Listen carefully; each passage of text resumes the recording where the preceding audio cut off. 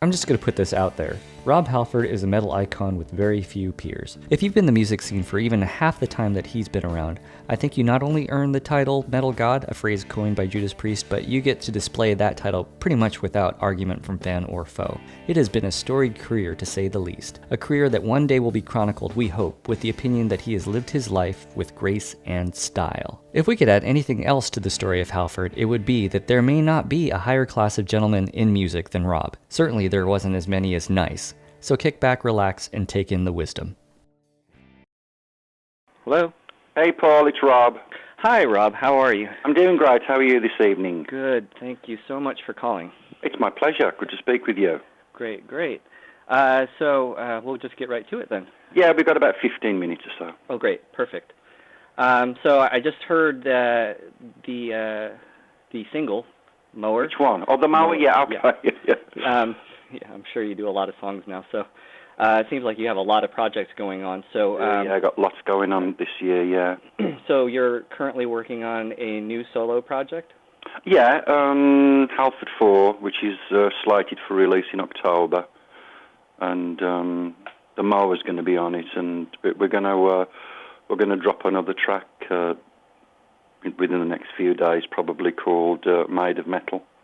Awesome. So we're just kind of, ramping up the interest, and I'm excited. It's just a real nice opportunity while Priest is having a bit of a downtime this year before we roll back in 2011. Just nice to be able to reconnect with some of the solo stuff, Yeah.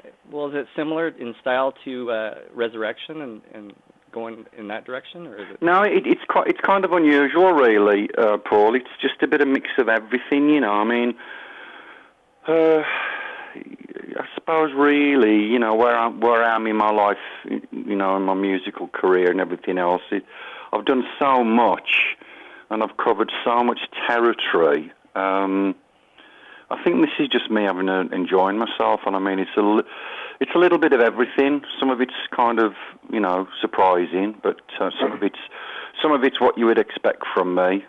I suppose I'm at the stage now where it's nice to be a musician. I don't really have anything left to prove, if there is anything to prove. You know what I'm saying? Right. When you start off, you've got an agenda and you've got a plan and everything, and I've had such a wonderful career that I'm just enjoying myself. So this record goes from some really early blues ideas, right up to the kind of extreme moments on the Mower and everything in between. Right. Well, I noticed that there's definitely some screaming moments. So which was why I asked if it was going to be a little more like Resurrection, but yeah, I think again, I'm just using all the options that are still available on my voice, and I can still get to those registers, and I think that's what the fans would like to hear me do, and I also enjoy that challenge of trying to give that kind of vocal performance. So that's just one example of the different voices that I'm going to use on this new release. Right. So are we going to be hearing much of the new stuff at Ozzfest? I don't know. Probably not. I think that what we're going to do is we'll probably play one, maybe possibly two of the new tracks.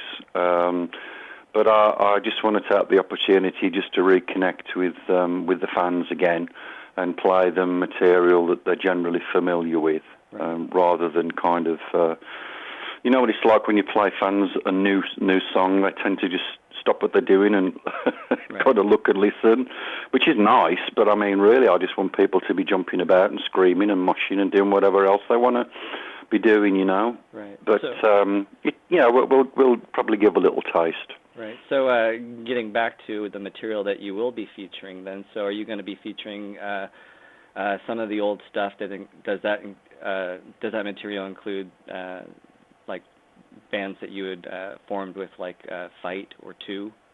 Yeah, probably a couple of Fight songs, yeah. Mostly material from Resurrection and Crucible. Okay. and maybe one or two Priest songs. But I mean, there really isn't a reason for me to do Priest in Halford because I'm back in Priest now. Right. And I think the fans understand that. But there's probably an opportunity here and there to pull out a song that's probably not that well known, rather than the obvious ones. Right. I really want to really hope that the fans will warm to what this band can offer as a complete, completely original group. The Halford band has its own music and its own sound and appearance, and I think that's what we're hoping to kind of re-establish. Great. So let's talk about your relationship with Ozzy Osbourne and ultimately why you chose to do Ozzfest this year. Well, I've known Ozzy forever, of course. I mean, obviously coming from the same part of the UK, we've literally run parallel careers to some extent. Mm-hmm. And he's a good friend of mine, and I think everything that's been said about Ozzy has been said.